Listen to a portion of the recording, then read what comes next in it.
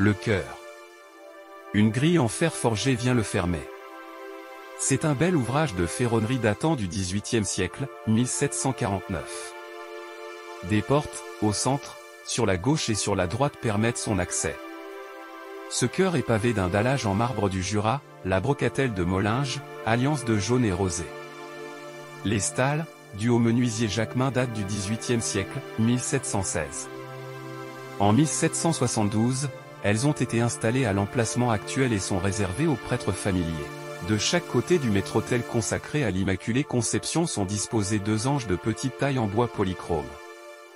À gauche, le lutrin, aigle à deux têtes couronnées, symbole du Saint-Empire romain germanique, domine de toute sa hauteur le globe terrestre. Offert par la ville de Besançon, qui fut jusqu'au milieu du XVIIe siècle une ville libre impériale, il date du XVIIe siècle.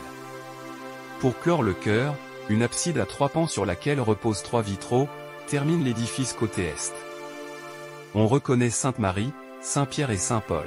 Les vitraux datent du XIXe siècle et apportent beaucoup de lumière. Deux grands tableaux du XVIIIe siècle, le roi David jouant de la harpe et Sainte Cécile à l'orgue, entouré par un ange violoncelliste et deux anges chanteurs, viennent témoigner de la place importante de la musique dans l'Ancien et le Nouveau Testament. À droite de ce chœur, sur un autel, un retable en bois sculpté encadre un beau tableau évoquant le rosaire. Au centre et surélevé, appuyé sur un nuage, la Vierge vêtue de rose et de bleu porte l'enfant Jésus sur son genou gauche. L'enfant vêtu de rouge se retient à son cou. Au-dessus, deux anges portent la couronne. À gauche, Saint Dominique en robe blanche et manteau noir joint les mains.